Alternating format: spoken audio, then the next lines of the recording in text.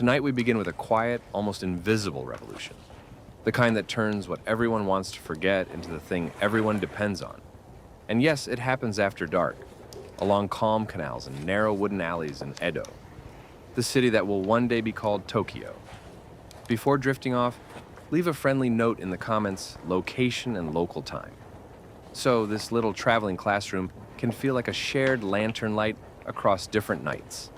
Dim the room, soften the screen, maybe add a hush of rain or a fan on low, and settle in however feels comfortable, jaw unclenched, shoulders heavy, eyes warming to the dark. Because this is a story that eases forward like a boat loaded with barrels on a still canal. Think of a modern subscription service.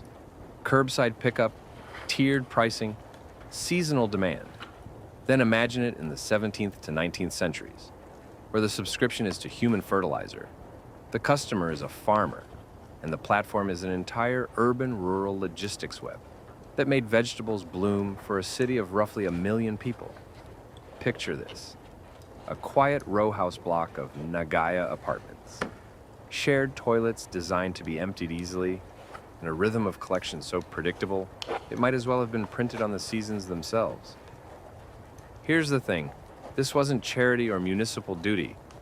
It was a private market, conducted by brokers, farmers, and landlords who put prices on what the city produced every single day, then floated it by boat or carried it by bucket to fields, waiting for nitrogen-rich nourishment. And here's where it gets interesting. Contracts existed, annual, steady, almost soothing in their reliability, so that a household's output fed back into the soil, and the soil fed the city, and the city kept the cycle going with an elegance that reads like a meditation on sufficiency. If that sounds a bit unbelievable, remember that early modern Japan was already producing agricultural manuals and environmental know-how that treated waste like a resource, not an emergency.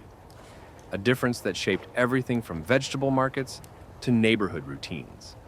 Edo's compost merchants, farmers, and landlords negotiated rights, rates, and pickup schedules with the same seriousness others reserved for tea or silk.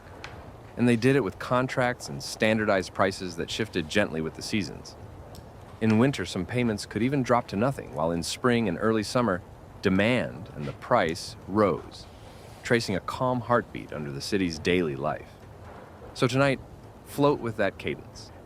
The steady steps of collectors, the soft wooden clack of bucket hoops, the faint fermentation heat from townside storage tanks where the mix grows safe and ready, the quiet ledgers that track a year's worth of give and take. You may never look at logistics the same way again, but for now, it's enough to drift along this old economy's gentle current and watch how patience, paperwork, and barrels turned a crowded city into a garden-fed circle. Chapter 1. It's early dawn in Edo. Cool air from the bay, and a farmer's agent walking a familiar route, not to buy, but to promise. To promise to take everything produced by one household's latrine for the whole year in exchange for a fixed reward, recorded with brush and seal. Here's the thing. These were called tsuketsubo contracts, and they were simple and soothing in their predictability. The agent would collect all the night soil a household generated across the seasons, and the household would receive rice, stated in 2, a unit of volume, as a steady contracted return. One common arrangement cited in period manuals awarded 5 to about 90 liters of rice per year for a larger household of 7 to 10 members, and roughly half that for a smaller household of 4 or 5, a gentle calibration that made sense to everyone involved. The scene writes itself like a lullaby. The agent stands by the doorway, shoes aligned, and reads the contract aloud. Paper slightly crisp, ink soft, naming the household, the year, the promised volume of rice, and the understanding that everything produced in the privy belongs to the collector for field use. The householder nods, because this is how the year stays smooth. This is how vegetables will taste right next season. This is how the agent will return on calm intervals, every couple of weeks, swinging buckets or guiding a small cart, never rushing, never loud. Payment isn't always the same texture. Sometimes it's rice, sometimes coins, sometimes goods. But the cadence is regular enough that the contract feels like a second calendar pinned beside the first. And here's where it gets interesting. Edo's night soil market wasn't a chaotic barter. It was a standardized, commercialized system in which prices and expectations became known, which meant fewer arguments, fewer surprises, and more trust, all wrapped in the soft paper of mutual benefit. Manuals describe the subtle rise and fall of value. Winter often quieted payments to zero, while late spring and early summer, when fields hungered for fertilizer, saw rates climb from around 30 mun to as high as 145 mun. Like tides it's soothing because it's logical.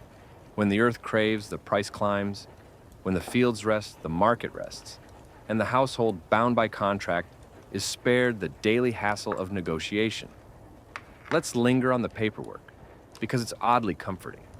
The header notes the year, the household size, the agent's village, and the exchange form. Rice to be delivered at set intervals, or a lump sum after the harvest.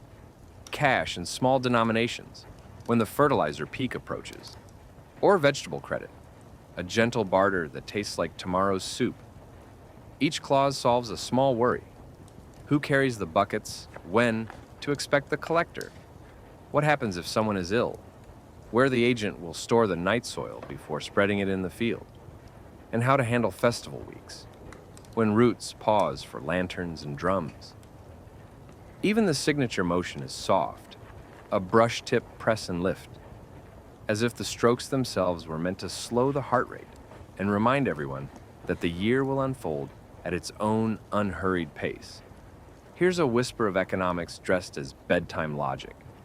Standardization turned waste into a commodity, and the moment that happened, contracts like Suketsubo could travel, replicated, adapted, carried from city households to fringe villages, and the whole region breathed easier.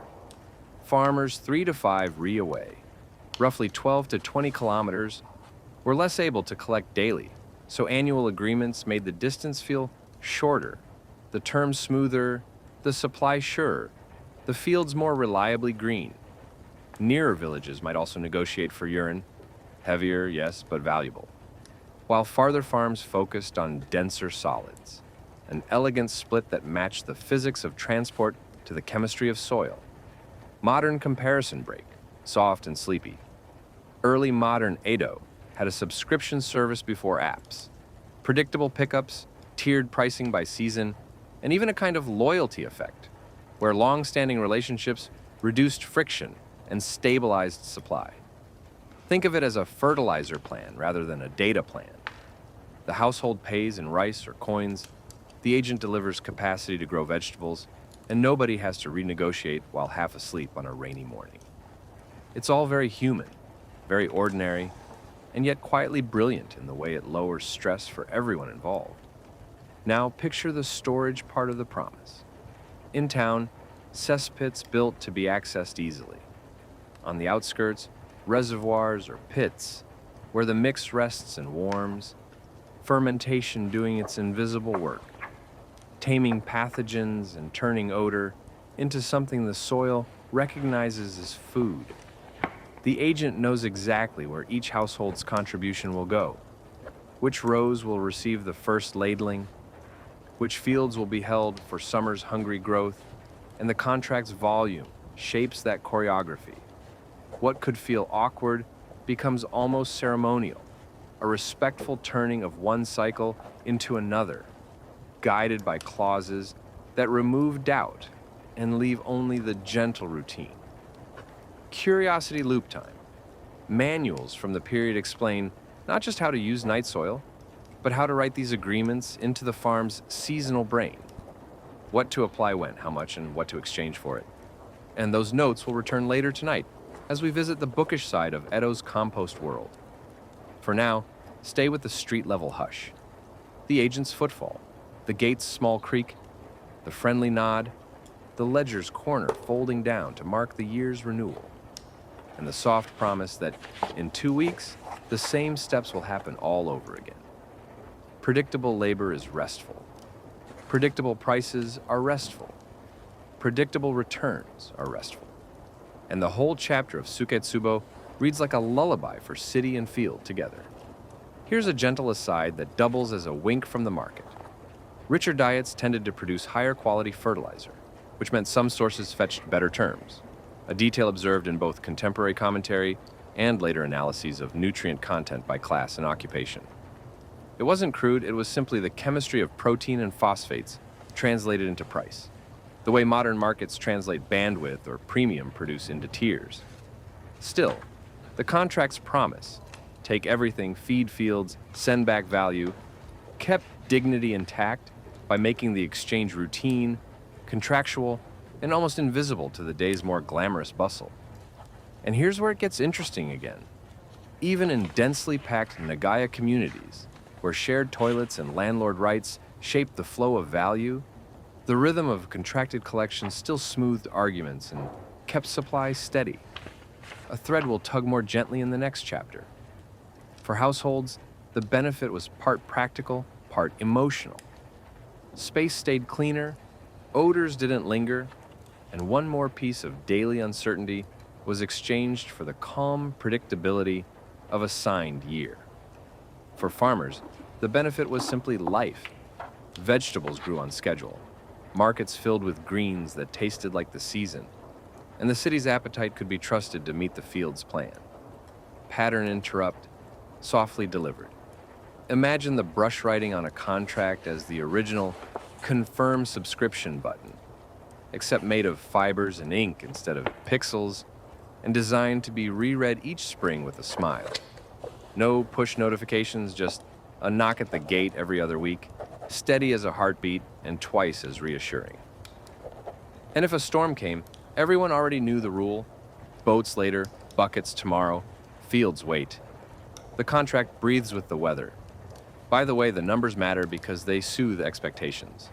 5 for large households, half for smaller, 0 in winter, 30 to 145 man in the hungry months. Pick up every couple of weeks. Storage until the planting says now. It's the kind of arithmetic that relaxes the mind.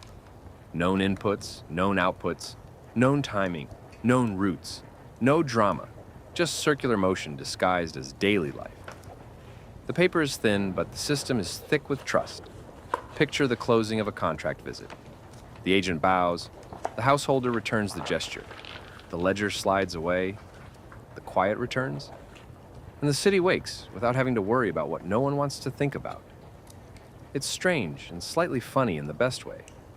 An entire value chain built around what everyone pretends is not there, yet it's also deeply kind to the land and commonsensical in a way that lowers the pulse. And as the agent disappears down the lane, the afternoon sun turns the bucket hoops into a thin ring of light just for a moment, before the rhythm resets and the calendar rolls on. One last modern reflection to tuck in with the blankets. Subscription logistics don't have to be flashy to be brilliant. They just have to be humane, season-aware, and clear on who promises what to whom. Edo's Suketsubo contracts were exactly that, patient, seasonal, and specific. And the proof was on the table each night in the vegetables that kept the city quietly, steadily fed. Breathe into that predictability. Let it steady the mind, and let the next chapter carry the thread into the courtyards and corridors, where landlords turned rights into roots, and roots into fields. Chapter 2. You see a long, low ribbon of wooden rooms called a nagaya, tenement homes arranged like beads on a string. One roofline, many doorways, a shared well, a shared washing area, and at the far end, a neatly kept shared privy, tucked behind a sliding gate. Here's the thing. In these tight-knit courtyards, the landlord didn't just own the beams and tiles. The landlord held the rights to what the tenants left behind in the shared latrine. A quiet revenue stream written into custom and contract like a line of ink that never had to shout. And here's where it gets interesting. That right, over something most people resisted naming aloud, turned the landlord into a miniature logistics coordinator, negotiating steady pickups with farmers, or their agents who arrived on predictable schedules, like old friends with shoulder poles and an unhurried wave. You step through the gate and feel the cool of shaded wood.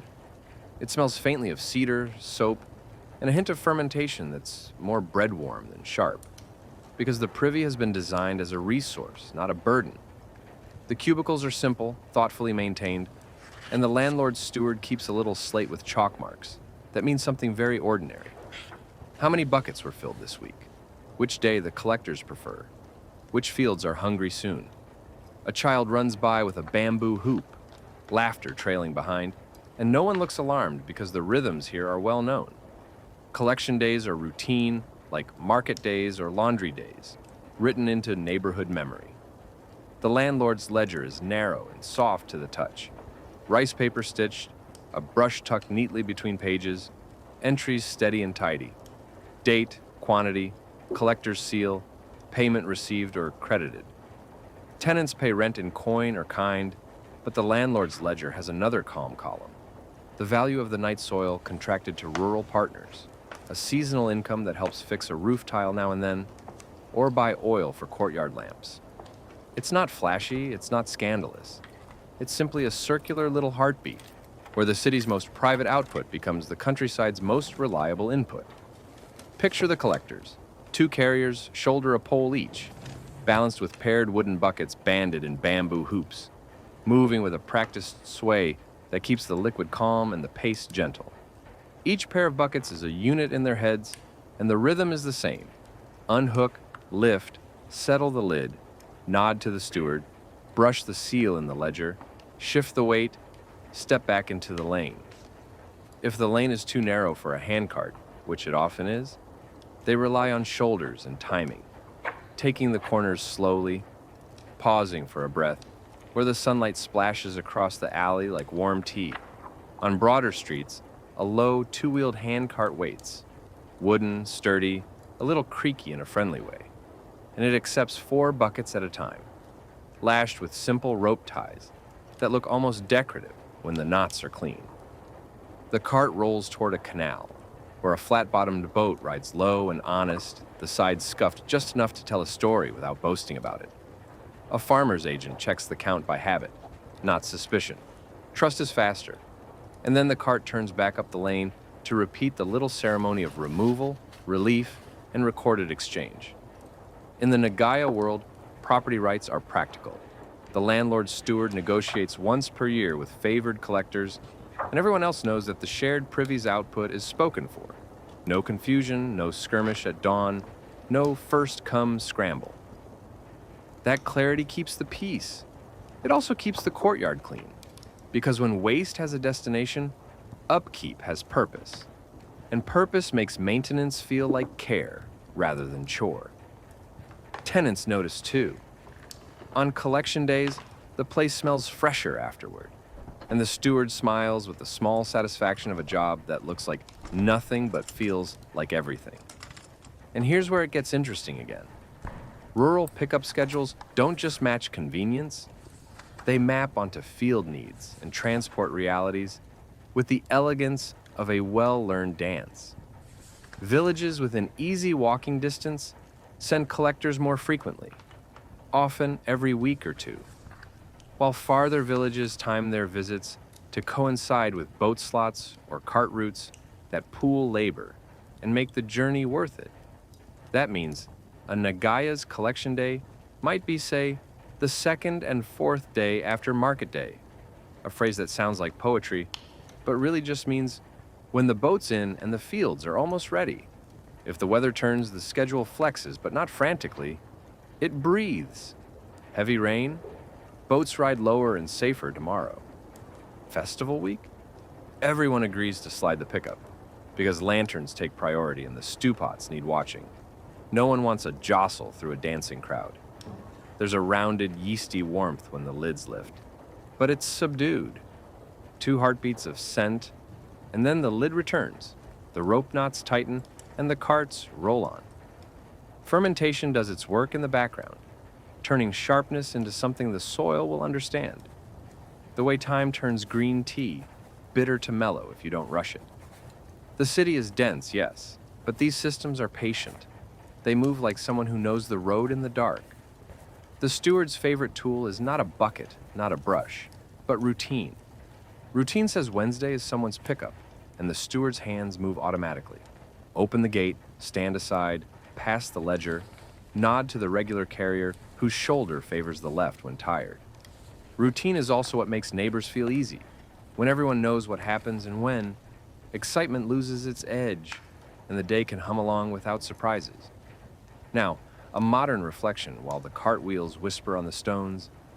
Apartment buildings today often fold recycling into rent agreements, and property managers hold rights to the building's waste stream because someone has to coordinate value, access, and timing.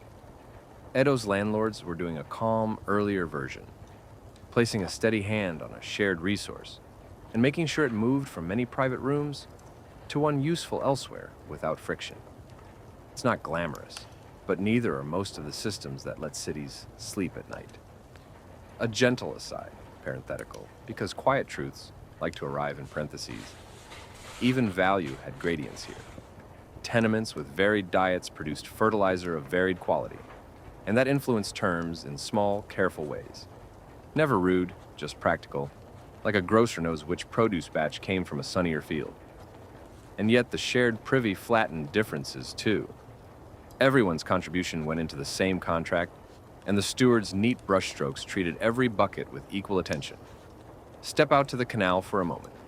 The water is dark glass, studded with moonlight when the hour tilts late, and the boatman's pole stirs soft circles that fade rather than splash. When the load is settled, the kabune pushes off, barely clearing the stone edge, and glides under a low bridge where footsteps above sound like muted drum beats. A city of 1 million people exhales, and down below, a boat shoulders a quiet burden that will return as greens and gourds stacked neatly in the market by morning. Here's the thing, all this only worked because the timing between courtyard, cart, and canal was steady enough to trust and flexible enough to live with. A missed cart wasn't a crisis. It was a note in the ledger and a bumped slot at the storage yard. Even pricing followed the seasons like a lantern follows a hand, gently and with intention, so the steward could budget lamp oil and roof repairs without squinting. Back inside the Nagaya, the steward will mark the day with a tiny smudge of red ink next to the carrier's seal, then draw a small diagonal in the corner to remind tomorrow's self that the next pickup is in 13 days. Tenants nod to one another across the corridor. No fuss, no commentary, because comfort grows in the soil of predictability. Someone boils water for tea. Someone else lays out slippers to dry by the door. A baby fusses and then quiets, lulled by the rhythm that keeps this place unstressed. Modern comparison, gentle, not jangly. This is like a building-wide subscription service with a kind of owner's rights over the recyclables, except the thing being recycled is the city's most unavoidable byproduct, and the landlord is less a boss than a conductor, cueing sections of a very quiet symphony. Tenants, steward, carriers, boatmen, and farmers. So the music is steady, and the audience, which is everyone, can relax. When the tempo speeds up in spring, people notice but don't worry. When winter softens things, people nod and save their energy. What's remarkable is not the buckets, but the friendliness baked into the agreements. Collectors greet by name, exchange vegetables for pleasantries or for payment on certain routes, and the steward knows to set aside a little something for the elderly tenant who grows herbs on the veranda plank. Value circulates, but so does consideration, and that does as much as any clause to keep a system from squeaking. Parenthetical thought, because sleep likes round corners. If a tenant moves away mid-year, the steward updates the ledger without drama. The contract is with the landlord, not individual rooms. If a family grows, new baby, visiting aunt, the steward adds a note, and the collectors adjust with a shrug that reads as, of course. The system assumes life happens, and then it makes room for it. Now walk with the collectors beyond the Nagaya lane, left at the stand of willows, right where the fishmonger salts his tubs straight past the shrine that peeks through paper lanterns. They pause at 2 more courtyards with similar arrangements, repeat the little ceremony of lids and knots, and by late morning the cart is full enough to head canalward for the boat's second trip. The sun tilts warm, but the pace stays easy. Sweating is fine, hurrying is not. A whisper of logistics. Farther villages time their arrivals to catch a rising tide or a convenient lock opening, so they can ride more of the journey on water. Bureau farms often prefer handcarts and horses, which means more trips but shorter ones. And if a horse is used, it carries 4 buckets, trotting with a particular rhythm that keeps the load from sloshing. Everyone in this chain knows the geometry of weight and distance, not because anyone wrote a theorem, but because shoulders, wheels, and boats have long memories. Meanwhile, the landlord counts on the ledger not just for sums, but for serenity. A clear record answers questions before they're asked. How many pickups last month? Whether the spring bonus was received?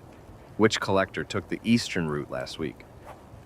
When knowledge is at the fingertips, worry doesn't get a foothold. Here's a soft pattern interrupt, delivered like a feather. Imagine if building managers today sold their compost rights annually to a nearby community garden, with residents getting a little produce credit in exchange. Feels natural, doesn't it? That's the tone here. Nothing heroic, just tidy connections between neighbors at different addresses. Dusk now. The canal browns into deep amber, and the koi boon makes a last low passage toward the storage yard. On the bank, large tanks wait like contented animals, round and placid, where the day's collections will rest, settle, and transform a little more before their turn under the moon and sun. But that's tomorrow's chapter. For tonight, the Nagaya returns to its lanterns, the steward tucks away the ledger, and the courtyard breathes out as one. Gently, a modern reflection to tuck under the pillow.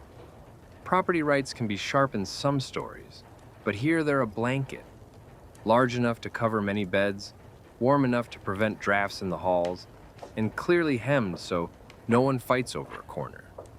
When rights are paired with responsibility and routine, they stop feeling like fences and start feeling like paths.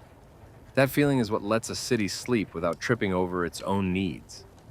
Before we drift onward, keep a small curiosity warm for later. How do those townside storage tanks actually work? How long does the mix rest? Who stirs, who gauges readiness, and how does it travel from quiet vat to hungry row? We'll glide there next, following the boat's dark ribbon to the place where patience is stored in round wooden walls. For now, let the Nagaya courtyard fade into a soft blur. The ledger close with a friendly thwap, and the schedule of the next collection settle in your mind like a lullaby that knows all the words without trying. Chapter 3. There is a quiet bank at the edge of town where the canal eases into a bend and the air carries a mellow, bread-warm scent from round wooden tanks settled like sleeping drums beside the water. Here's the thing. These townside storage tanks aren't dramatic. They're patient, lidded, and slightly steaming when the morning is cool. Because inside, time is doing its quiet chemistry, settling, mellowing, making something sharp into something the soil can accept with gratitude. And here's where it gets interesting. The whole place breathes in a rhythm. Boats arrive. Buckets tip. Lids close, paddles stir. And the sound isn't clamor so much as a steady metronome that measures out a city's hidden heartbeat. You arrive just as the first boat noses in, low in the water and utterly unpretentious. Like a friend who always shows up early and never makes a fuss. A tally board hangs from a post, where neat brushstrokes mark arrivals as lines and gentle angles, each stroke a promise that some row of greens outside the city will get its turn. The boatman lifts a hand in greeting, then focuses on the work, unhooking lids, keeping a shoulder against the loaded edge, moving with that practiced care that comes from years of knowing why sloshing is the enemy of respect. Along the bank stand the storage vats, fat-bellied, bound with hoops, and raised slightly off the ground, so a breeze can pass beneath and keep the staves from staying damp too long. A worker, calm, unsentimental, slides a lid aside, lets the new arrival slip in, and then eases the cover back like placing a quilt. Sometimes a thin layer of straw or chopped plant matter sits on top. Think of it like a blanket that also remembers the garden it came from, keeping the surface tidy and encouraging the sort of fermentation that feels civilized. Now the stirring. A long-handled paddle moves through the mixture with slow circles, not whipping, just folding. like someone coaxing soup to stay friendly on a simmer. No one rushes this.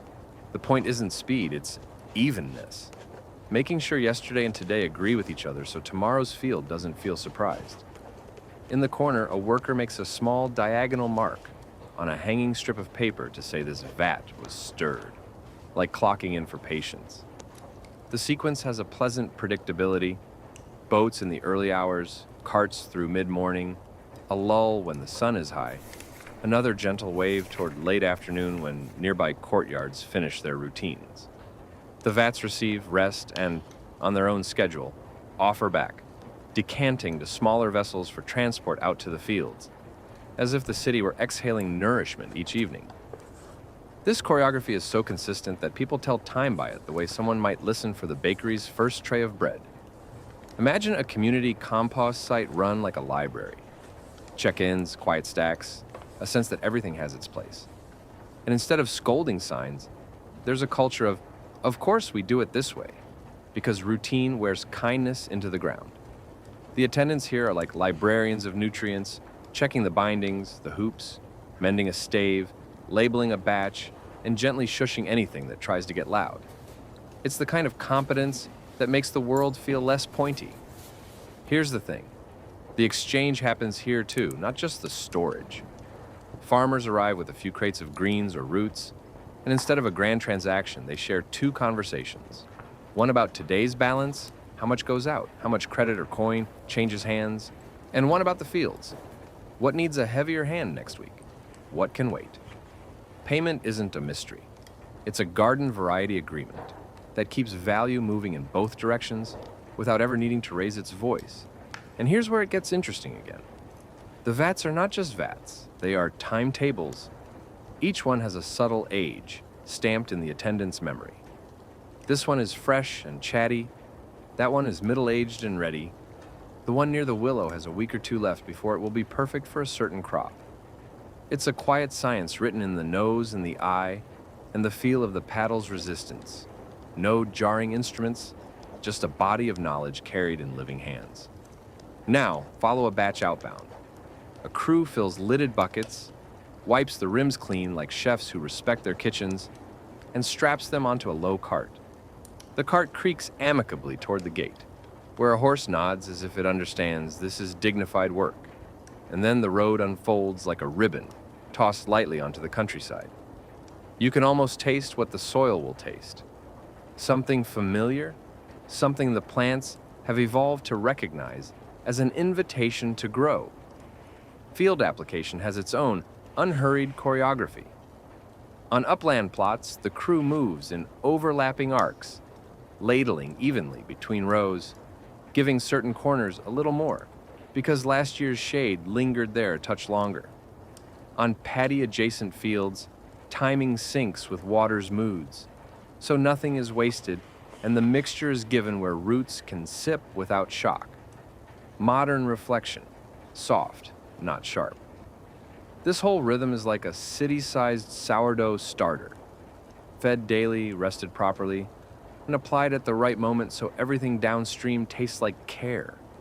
The townside tanks are the proofing bowls, the canal is the countertop, and the fields are the oven that never scorches. Because someone is always watching the flame.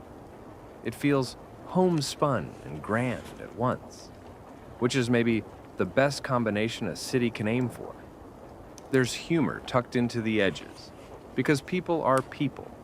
An attendant nicknames one vat the sleepy one when it bubbles less enthusiastically in winter, and the name sticks on the ledger for years. An old boatman insists he can tell the difference between the East Banks mix and the West Banks with his eyes closed. No one argues because everyone likes a legend. A farmer jokes that the best fertilizer is the one that arrives exactly when the fields say, now, and then shrugs, because it's true. Listen for the season inside the routine. Spring hums, more trips, more stirring, more carts easing onto the road between showers, and the vats keep up like steady lungs. Summer slows just a hair, not enough to alarm, just enough to let the crew eat cool noodles under the shade before the afternoon push. Autumn feels like a long exhale. Markets swell with color, and the storage yard spends more time handing off than receiving, as if flipping a palm outward to say, "Go, go." Winter wraps everything in a quieter layer. Lids stay put longer, paddles move less often, and the air feels brisk and clean, like the pause between heartbeats that makes the next one land just right. Nothing dramatic, just the seasons wearing courage into routine. Here's the thing. Predictability is the pillow of this whole system.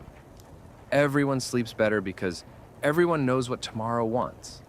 The boats, the vats, the ledgers, the carts, the rows. Even the exceptions, big rains, festival detours, a broken hoop, are normal, anticipated, folded into the plan the way a good blanket tucks under a foot. And here's where it gets interesting for the mind that likes puzzles. The pacing is not accidental, it is designed by the city's appetite. The more a neighborhood grows, the more the vats hum, the more the fields receive, the more the markets brim, the more the neighborhood can grow again, loop on loop, gentle as a swing that doesn't kick out its legs. It's circular economy, not as a slogan, but as a habit that oils its own hinges. The attendant's hands are stained, a permanent walnut from years of brush and rope and hoop, the nails short, the lines neat. A tiny stitch of twine holds a crack in a paddle's handle, a repair so modest it looks like jewelry, and the attendant smooths it each morning with a thumb, like greeting a friend. The vat lids each have a little quirk. One has a knot that looks like an eye. Another squeaks softly, and when it does, the attendant laughs under the breath Z, if the wood is telling a very old joke. This is like a backstage crew who knows when to lower the lights and when to shift the scenery, so the play looks effortless from the audience. City life is the audience. Fields are the stars.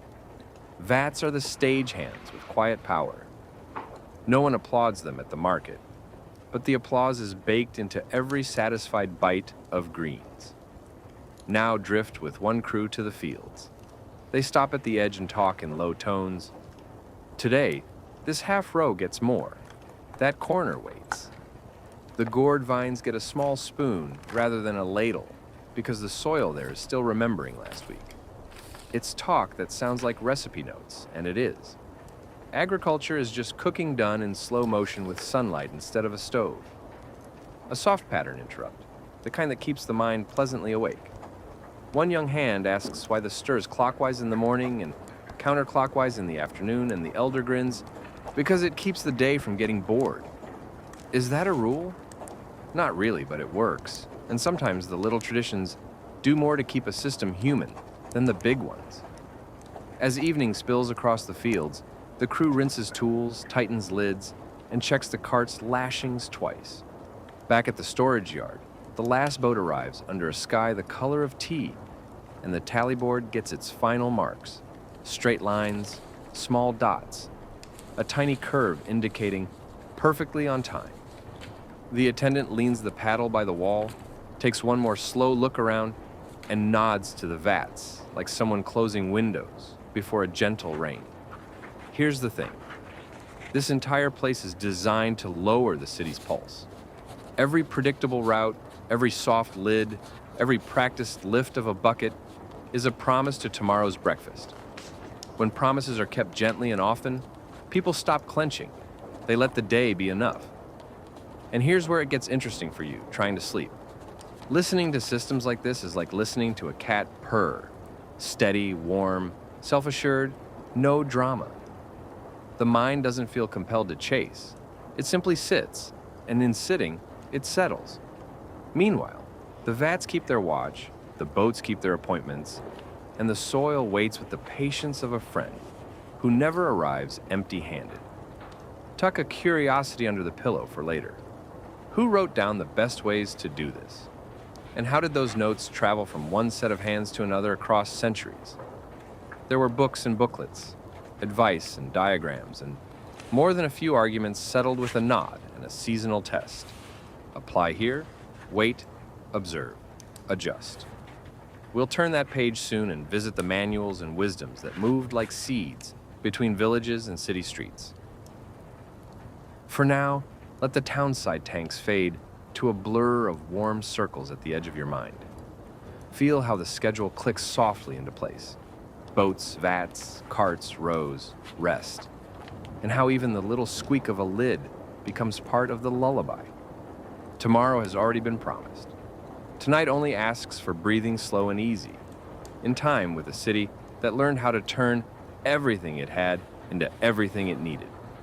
Chapter 4. You see a low table in a farmhouse near Edo, a paper screen open just enough for a spring breeze, and an agricultural manual resting beside a brush and inkstone. Pages filled with neat diagrams of fields, notes on timing, and calm instructions for turning what the city sends back into the soil's favorite meal. Here's the thing. Long before the city's population exploded, farmers in Japan were writing down and sharing advice on how, when, and where to apply human-derived fertilizers. And by the Edo period, those notes had matured into a practical library of seasonal wisdom that traveled from one village to the next. And here's where it gets interesting. Much of this knowledge traced roots to earlier eras, Kamakura and beyond, then spread widely during Edo as printing, village networks, and domain schools encouraged the diffusion of techniques that matched nutrient flows to crop calendars with gentle precision. You unfold one page and see a simple chart. Early spring, light applications on beds prepared for greens. Late spring, heavier ladling as growth takes hold. Midsummer, careful top-ups for fast-growing vegetables. Late season, modest dressings so roots finish sweet rather than stressed. The margins hold tiny notes like recipes. Dilute here, mix with chopped straw there, rest in covered pits for so many days before use. Each instruction an effort to make the land feel cared for rather than surprised. It reads less like rules and more like a lullaby for the soil. Steady doses, even hands, patience before harvest, and always an eye on the weather that decides the mood of everything that lives outside. Modern reflection, floated gently. Think of these manuals as early open-source gardening guides, written with brush, shared by hand, and edited by seasons instead of software updates.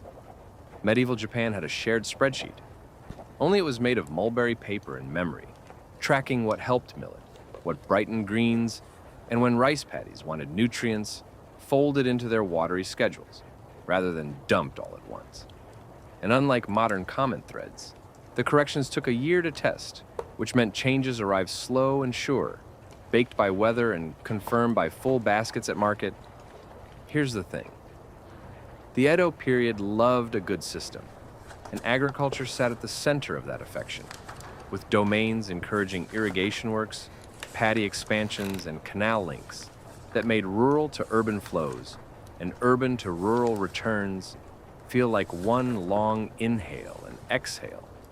When land and water were disciplined into new patterns, rechanneled rivers, reclaimed lowlands, improved paddies, the need for reliable season-timed fertility rose in step, and manuals answered by making practice portable across fields and decades. So, a note scribbled near Edo might make sense in the next province over, nudged by local rainfall or soil habits, but still recognizable as kin to the method that fed last year's festival stalls. Turn the page and see safety written softly between the lines. Rest the mix, cover it. Let time and warmth do their part. Stir periodically and avoid application right before heavy irrigation so roots aren't shocked. The advice aims at harmony, matching materials to moments, so fields receive what they can use, and families receive food grown with care rather than haste. No one needed alarm. They needed calendars, lids, and the humble wisdom to trust fermentation and dilution to finish the work that collection had begun. And here's where it gets interesting again.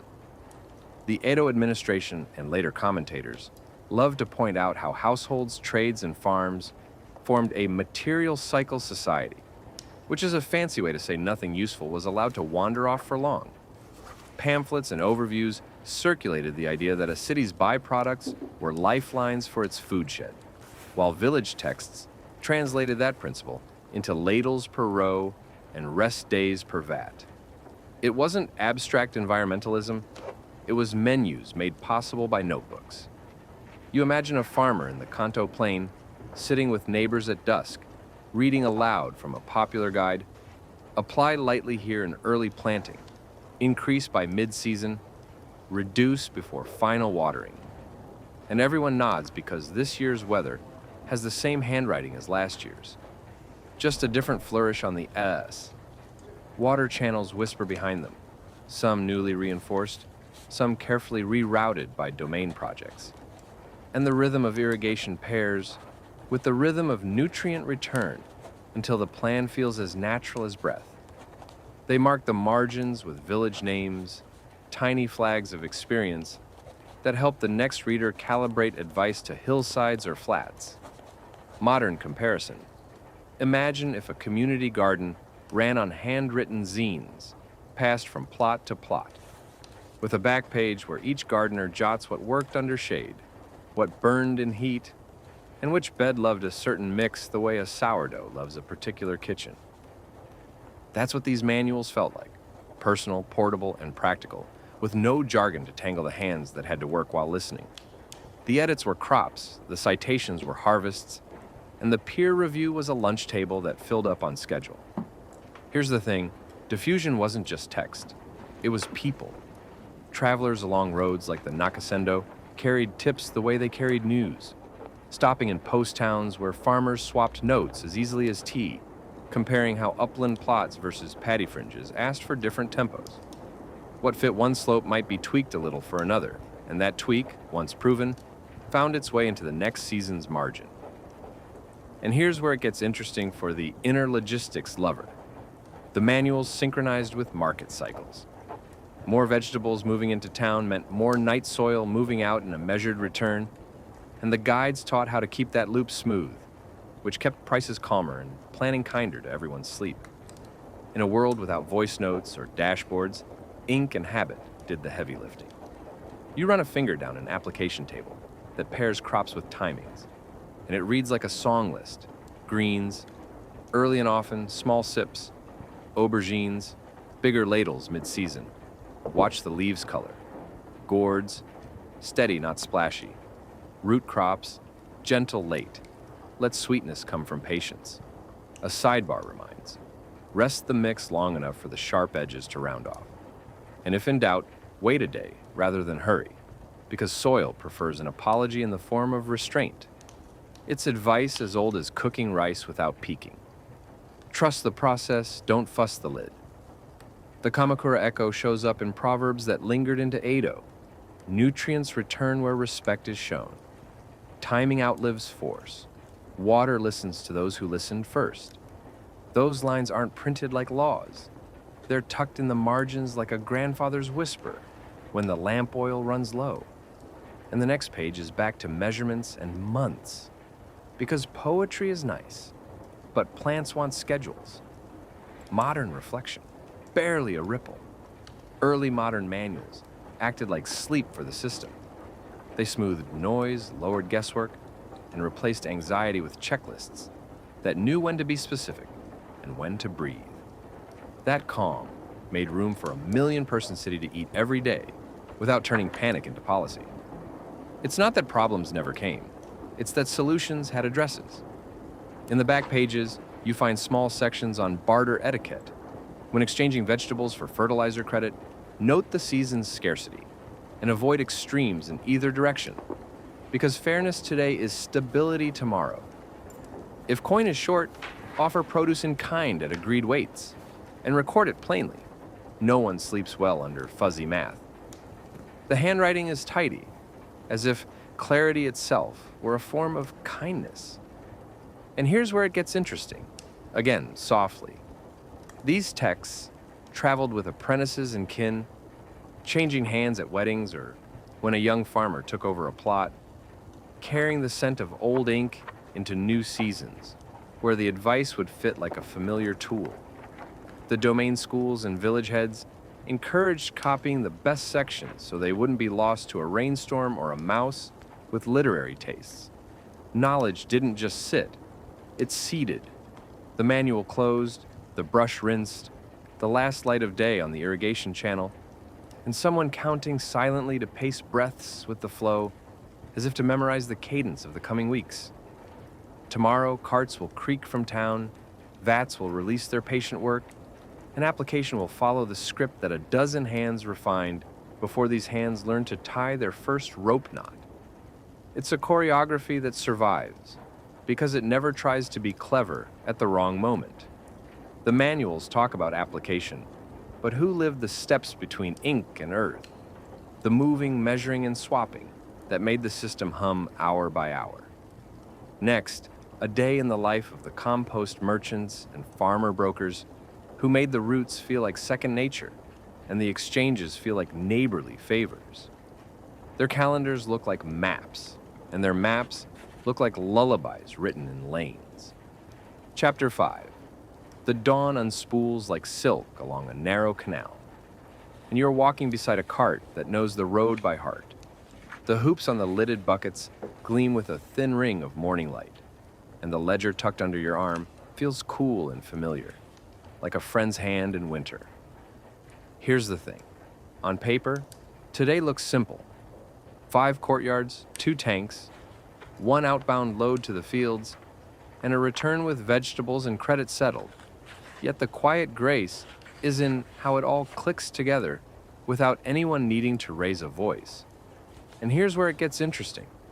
The more predictable the loop becomes, the more space there is for small kindnesses. An extra pause for an old neighbor's greeting, a neatly retied knot on a wobbly bucket, a shared rice ball at the edge of a bridge, each gesture smoothing the larger machine until it purrs. You start at the boatyard, where the small, flat-bottomed craft rocks with a pet-like patience, tied with a knot that looks complicated but isn't. The boatman nods, reads your face the way a sailor reads sky, and decides the first run can wait until the cart returns. No need to race the sun. The air smells like wet rope, ink, and cedar shavings from a hoop repair you did yesterday under a willow.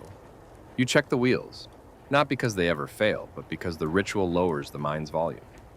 A gentle push, the cart rolls, and the day begins. At the first Nagaya, the steward meets you with a sliver of candied ginger and a smile that says thank you without saying anything. The gate slides, the courtyard breathes, and the routine unfolds. You and the carrier step in rhythm, lift lids with 2 hands so the wood never feels hurried, and let the buckets settle into place on the cart as if they chose that spot on their own. The ledger opens. The brush lifts. A clean stroke records the pickup. A second mark notes the steward's seal, and a tiny dot in the corner is your private code for route smooth. There's a light joke about the weather's indecision, about the neighborhood cat's promotion to inspector, and the laughter is quiet enough to keep the morning soft. By the second courtyard, you can feel the day's tempo, slightly quicker than yesterday's winter hush, but not the bright clip of spring's peak. The carrier favors the left shoulder because of an old strain. You shift the rope to even the load. The steward here keeps a tin of mint leaves and offers a pinch to chew. It clears the head and turns the air's warm sour into a clean bread note. Lids off, lids on. Knots cross. Knots hold. The ledger's ink dries as fast as certainty.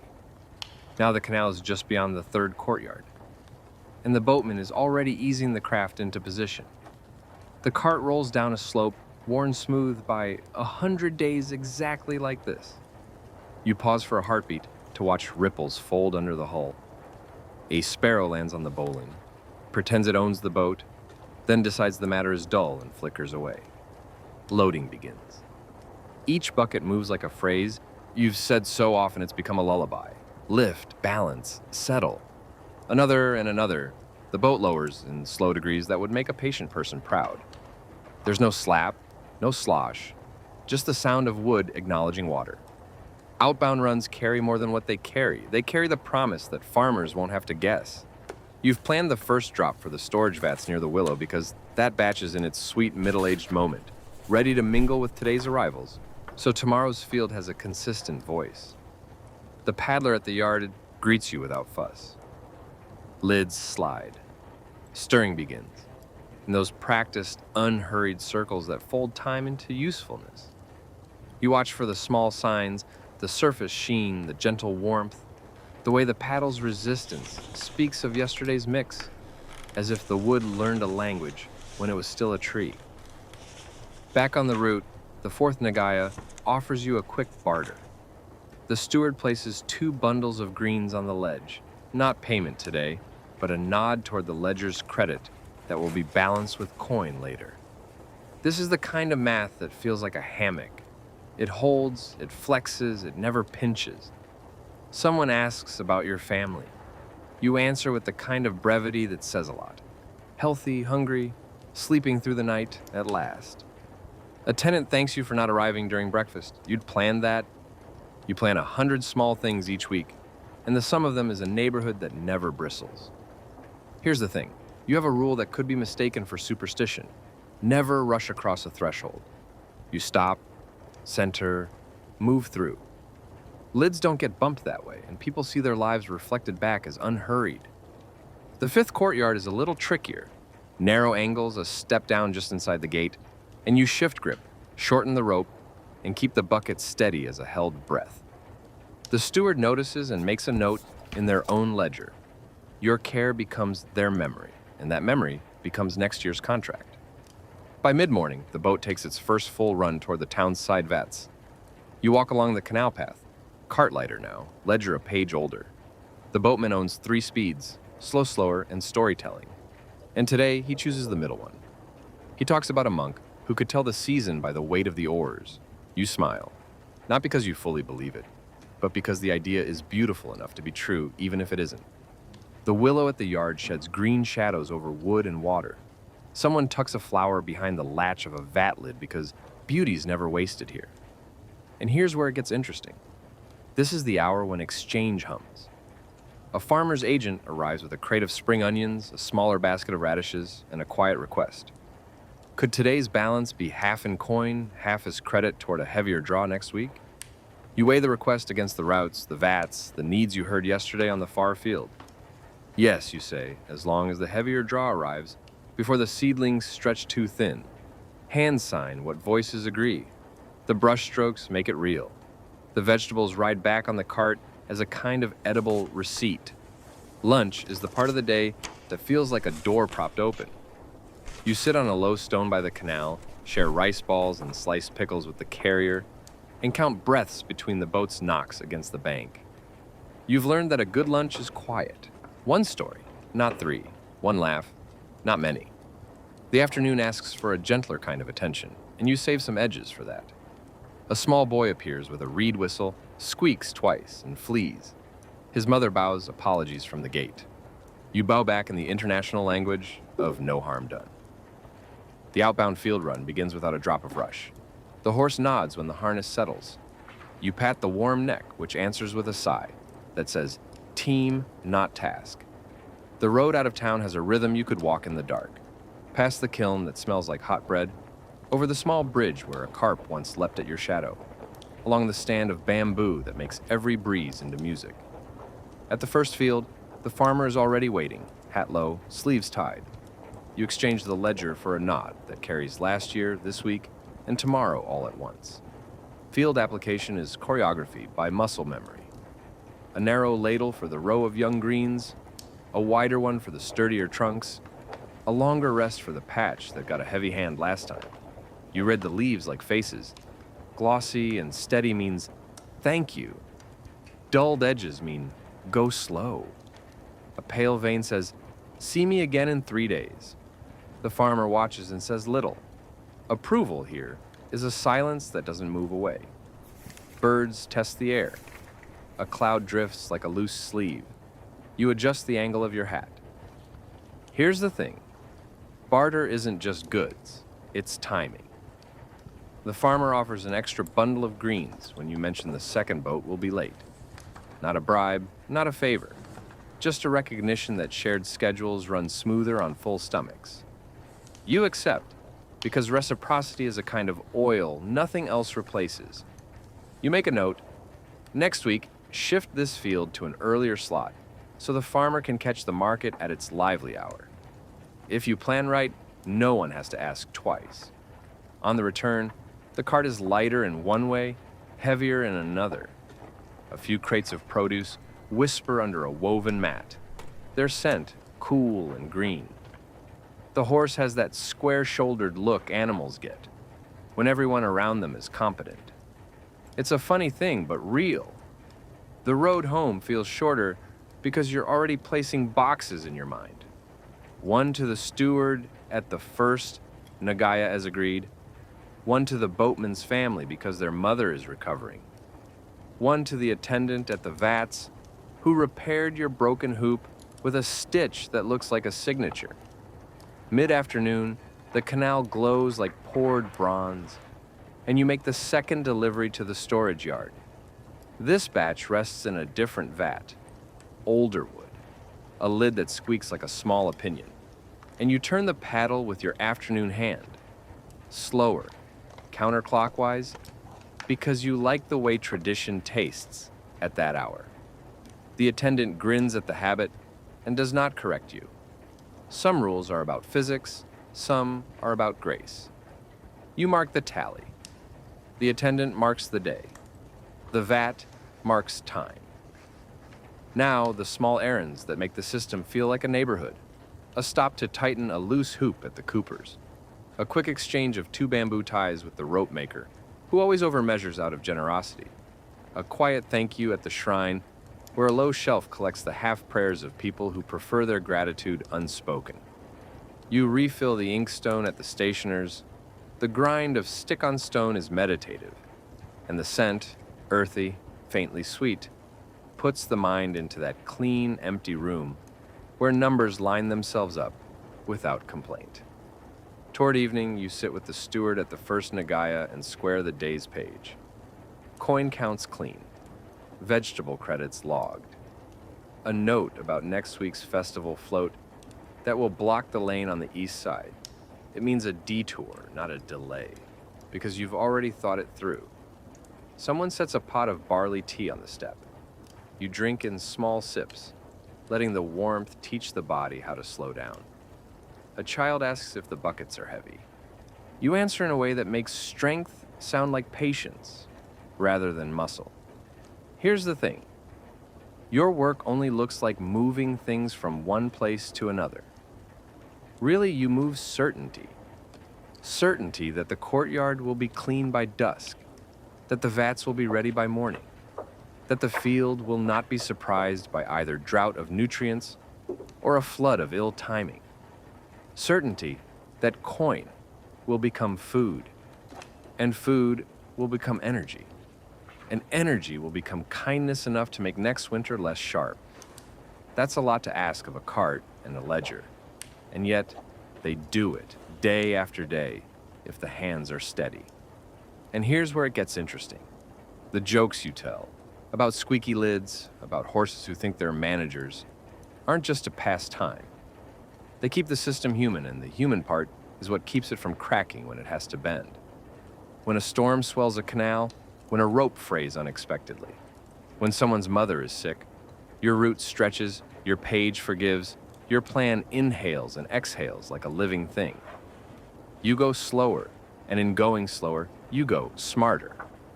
At the market, the vegetables you brought back settle into a stall's cool shadow. A seller lifts a radish and taps it like a judge approving a verdict. The sound is hollow in the right, satisfying way. You don't stay to watch someone buy it. That part belongs to other hands. But as you pass, you hear a quiet, unremarkable compliment. Good color. It's the kind of sentence that makes a day feel finished. The last boat slides home with the sky lowered to the color of tea. The boatman ties off with the knot that looks complicated but isn't. You stand, hands at ease, and let the whole loop replay in brief flashes. Lids, ledgers, knots, paddles, rows. The repetition is not dull, because the people are not interchangeable. Each face, each field, each vat holds a tiny difference that keeps attention warm without setting it on fire. Evening at home is a ledger of a different kind. You count the coins because the household needs lamps and noodles and a new brush for the littlest one who now signs their name with serious eyebrows. You set aside greens for neighbors. You tuck away a small sweetness, candied ginger from the morning, for when the house falls quiet. The body is tired and also soft. The mind is wide and also empty. It's a nice combination, like a path, walked so often it becomes a moving meditation. Before sleep, you look over tomorrow's page. The route is familiar, as it should be. One note for an earlier pickup at the courtyard, where a baby arrived last night. People sleep better when the air is fresh. One reminder to bring a spare hoop for a steward who won't ask but needs it. One small star beside the name of the farmer whose spouse has been under the weather. Deliver vegetables first, say nothing. Accept gratitude with the bow that means, this is included. Here's the thing. Work that lowers panic is a kind of public service, even if no one calls it that. When the unglamorous becomes the reliable, people can think about poems and kite strings and new sandals for growing feet. Cities grow tall on the shoulders of quiet loops, and the quieter the loop, the taller the dreams it supports. And here's where it gets interesting, right at the edge of sleep. In the morning, you will do most of this again, and that is not a burden. It's a blessing disguised as a checklist. The cart, the boat, the vats, the fields. Each will present you with the same gentle puzzle whose solution is always, be steady, be kind. Be on time, let the season lead, let the paper remember. Let the hands do what the hands know. If the mind wants one last picture before the lamp goes out, give it this. You on the canal path at dusk. Ledger closed. Knots tidy. The horse shaking out a day's worth of patience with a soft chuff. The boatman waves without lifting his hand above the shoulder. No need. The willow draws its own curtains. The city exhales. The fields answer. And you, carrying certainty in a book, and on your shoulders, step into the evening that has already forgiven tomorrow's small mistakes, because systems made of people always leave room for grace. Chapter 6. Picture a small table by an open window, a square of late afternoon light, and a ledger so neatly kept it could calm a storm just by being looked at. Here's the thing. For all the buckets and boats and careful stirring, the real engine of Edo's gentle economy was paper. Thin, fibrous, whisper-light paper, inked with agreements that made tomorrow feel already handled. And here's where it gets interesting. This wasn't fussy bureaucracy. It was bedtime logic for a whole city, a soft arithmetic that matched seasons to schedules, households to fields, and value to the slow, green language of plants. You turn the ledger your way. On the left, a list of households or courtyards with tiny symbols.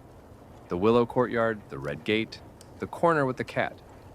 Because names are easier to remember when they look like pictures. On the right, tidy columns. Expected pickups, actual pickups, seasonal notes. Spring heavy, summer steady, autumn taper, winter rest. The handwriting isn't trying to impress. It is trying not to shout. And the way it doesn't shout is exactly how the city keeps its pulse low. Here's the thing. Pricing here moves like a tide, not a drumbeat. It rises gently when fields are hungry, subsides when roots nap, and levels off when roads are mush or markets are full. The surprise is not that prices change. The surprise is how predictable the changes feel, like a song everyone already knows the chorus to. And when everyone knows the chorus, no one has to sing loudly. And here's where it gets interesting. The contracts, old friends by now, have clauses that breathe. Pickup windows bend around festivals, sudden rain, or a new baby in a noisy courtyard. Credit can become coin. Coin can become vegetables. Vegetables can become forgiveness when a rope breaks and a delay needs a smile attached to it. The paper doesn't boss anyone around. It persuades gently with options. Picture the seals pressed in cinnabar paste, small circles of certainty, sharing the page with brush strokes that slope ever so slightly to the right. as if the words themselves are leaning toward getting things done. A contract might note a landlord's rights over the shared privy, a collector's preferred route sequence, and a farmer's request to shift spring draws earlier by a few days, because the seedlings have opinions this year. No one is scandalized by seedlings with opinions. The paper nods and writes it down. Modern reflection, offered like tea, not like a lecture. This is basically a minimalist project management board. Columns for planned, in progress, done, and adjusted for rain and human life. You can almost see little paper tokens sliding from box to box without anyone losing their temper. And yes, a missed run is a blocker, but the culture here treats blockers like weather. Noted, respected, walked around calmly. Here's the thing, receipts exist, but they're friendly. A small slip confirms a load delivered to a townside tank. Another acknowledges a fair exchange of vegetables for fertilizer credit. A third, rare but reassuring, records a grace clause invoked. Detour due to festival float, rescheduled for the morning, steward informed, no penalty. It's funny how writing no penalty lowers shoulders in 3 separate buildings at once. And here's where it gets interesting. The paperwork is seasonal in its very fibers. Spring pages are busier, more notes, smaller margins, little arrows pointing to fields that deserve extra attention. Summer pages breathe, longer lines, fewer arrows, more check marks. Autumn leans into sums and squaring, balancing accounts like stacking wood before the cold. Winter is mostly promises to future selves, repairs to hoops, paddle sanding, route experiments that will be tested when the plum blossoms are brave again. Sensory moment, because the body remembers better than the mind sometimes. The ink smells faintly sweet when fresh, then turns woodsy as it dries. When a page is flipped, it makes a breath of sound, like a sparrow landing and deciding to stay. The ledger edges are polished by hands, not tools, and the seals, damp at first, dry into quiet red suns that never rise too fast. Modern comparison, soft and a little amused. Imagine if a citywide recycling system ran on trust and stamped agreements instead of blinking dashboards and honking trucks. Pickup routes would still be efficient, but the efficiency would feel like manners instead of math. Residents would participate, not because a notice threatened fines, but because tomorrow's lettuce depends on today's follow-through. The incentive isn't fear, it's dinner. Here's the thing, you can map the city's mood by the ledgers. In years, when rains come odd and late, the margins fill with notes and adjustments and small thank yous that look like brushstrokes, but are actually relationships in ink. In easy years, the pages have fewer words and more white space, which feels like silence and is just as priceless. Either way, the ledgers are diaries of a city's digestive piece. What came in, what went out, and who slept well because of it. And here's where it gets interesting. The standardized part of standardized pricing isn't a straitjacket. It's a rhythm section. It keeps time so the melody of daily life can roam without getting lost. When the price rises in the hungry season, no one clutches pearls. People nod, the way they nod at sunrise. When it settles, someone buys new sandals for a child and adds a tiny "oh" in the corner of the page. Yes, that happens. The past wasn't humorless. You see that a collector holds 2 contracts at once. One for a row of Nagaya on the east side. One for single-family townhouses near a small shrine. The east side lives by a tighter morning schedule. The Shrine Street prefers afternoons. The contracts don't fight, they harmonize. The collector adjusts routes like a musician modulates keys. And the only people who notice are the ones whose breakfasts never get interrupted. You flip a page and find a list called Steady Hands. It's a roster of stewards and boatmen and paddlers and farmers who, for reasons no one needs to explain, make things easier. A dot by a name means reliable in rain. A tiny crosshatch means good at last-minute grace. A small underline means bring extra rope. They'll remember to return it clean. This is not favoritism. It's memory used in service of everyone's sleep. Modern reflection gently placed. We talk a lot about systems design, as if systems are puzzles outside of people. These ledgers refuse that idea. They treat humans as the input that matters most. Habits, quirks, needs, and kindnesses. The result is an economy that feels like a neighborhood potluck instead of a transaction machine. Everything finds a place on the table because everybody was on the list when the planning happened. Here's the thing. Sometimes the paperwork solves problems before they exist. A contract will specify a backup day for storms, a spare set of hoops stored with a particular steward, or a quiet hours clause that respects mornings in summer when windows are open and conversations float like dandelion seeds. By writing these down ahead of time, no one has to choose between politeness and pragmatism under pressure. The choice was made on a good day, which is the best time to make choices. And here's where it gets interesting. The math of movement is in there too. A margin note will tally how many buckets a person can carry before their left shoulder starts to argue. Another line remembers that the handcart makes the bend by the willow if, and only if, the front right wheel is lashed with the shorter rope. And yes, this is the kind of thing worth writing down. A little diagram shows the angle at which a boat clears a low bridge without a crew member having to duck so low they feel it in their back later. Look, a winter page with almost nothing on it. The city hums at a lower volume. The fields dream beneath frost. The market works in browns and whites instead of greens and purples. There's no panic in the blankness. The blankness is rest, and the rest is part of the plan. And the plan is how spring arrives without scaring anyone. You close the ledger, and it feels like putting a blanket on a chair before bed. Modern comparison, tiny and tender. Think of the whole loop as a subscription with seasonal mode. In seasonal mode, notifications quiet down, billing adapts, expectations soften, and service promises spread themselves out like a cat in a sunbeam. No one worries about engagement. People worry about whether the paddles will be sanded by March. That is the superior worry.